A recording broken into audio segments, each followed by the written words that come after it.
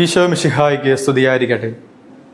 പ്രിയമുള്ളവരെ, വലിയ നോമ്പിലെ 40-ാം ദിവസത്തിലേക്ക് നമ്മൾ പ്രവേശിച്ചിരിക്കുകയാണല്ലോ.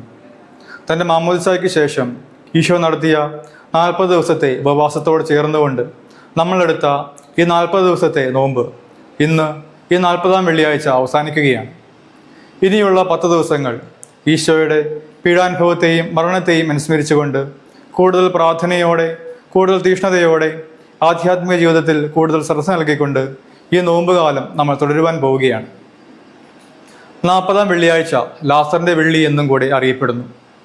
ഈശോയുടെ കുരിശുമരണത്തിൻ്റെ ഏറ്റവും അടുത്ത കാരണം ലാസറിനെ ഉയർപ്പിച്ച സംഭവമായിരുന്നു. ഈ സംഭവം ഈശോയുടെ പീഡാനുഭവത്തിൻ്റെയും മരണത്തിൻ്റെയും കൂടി സൂചനയാണ്. പീഡാനുഭവ ചിന്തകളോടൊപ്പം ഈശോയുടെ ഉയർപ്പിനുള്ള ആധ്യാത്മിക ഒരുക്കവുമാണ് നോമ്പുകാലത്തിൻ്റെ ലക്ഷ്യമെന്ന് ലാസറിൻ്റെ വെള്ളി നമ്മെ ഓർമ്മിപ്പിക്കുന്നു. പ്രിയമുള്ളവരെ, നമ്മുടെ ഉപവാസം 40 ദിവസം ആയിരിക്കുന്ന ഈ അവസരത്തിൽ നമ്മെ തന്നെ ഒന്ന് പരിശോധിക്കാം. നമ്മുടെ ഹൃദയത്തിലും ഇരുൾ നിറഞ്ഞ കല്ലറകളുണ്ടോ എന്ന് നമുക്ക് പരിശോധിക്കാം. നമ്മെ ദൈവത്തിൽ നിന്ന് അകറ്റുന്ന ചില കാര്യങ്ങളാകാം ആ കല്ലറയ്ക്കുള്ളിൽ. ചില ആന്തരിക മുറിവുകൾ, വൈരാഗ്യം, കുറ്റബോധം, അല്ലെങ്കിൽ തരണം ചെയ്യാൻ കഴിയാത്ത പാപങ്ങളൊക്കെയാകാം അതിനുള്ളിൽ.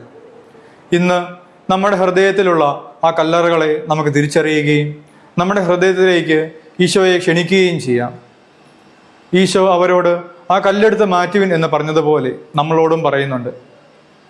പ്രിയമുള്ളവരെ, ഈശോയുടെ പീഡാനുഭവത്തെയും മരണത്തെയും പറ്റി ധ്യാനിക്കുന്ന ഈ നോമ്പുകാലത്ത് പ്രാർത്ഥനയിലൂടെയും ഉപവാസത്തിലൂടെയും പരിഹാര പ്രവൃത്തിയിലൂടെയും പരിശുദ്ധ കുർബാനയിലൂടെയും പരിശുദ്ധ കുമ്പസാരത്തിലൂടെയും ആ കല്ലെടുത്ത് മാറ്റി ആന്തരിക മുറിവുകളെയും വൈരാഗ്യത്തിൻ്റെയും കുറ്റബോധത്തിൻ്റെയും അല്ലെങ്കിൽ തരണം ചെയ്യാൻ കഴിയാത്ത പാപങ്ങളുടെയും ഒക്കെ ആ കെട്ടുകൾ അഴിക്കാനായി ഈശോയെ ഉള്ളിലേക്ക് പ്രവേശിക്കാൻ നമുക്ക് വഴിയൊരുക്കാം.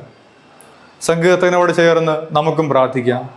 ദൈവമേ, നിർമ്മലമായ ഹൃദയം എന്നിൽ സൃഷ്ടിക്കണമേ, അചഞ്ചലമായ നവചൈതന്യം എന്നിൽ നിക്ഷേപിക്കണമേ.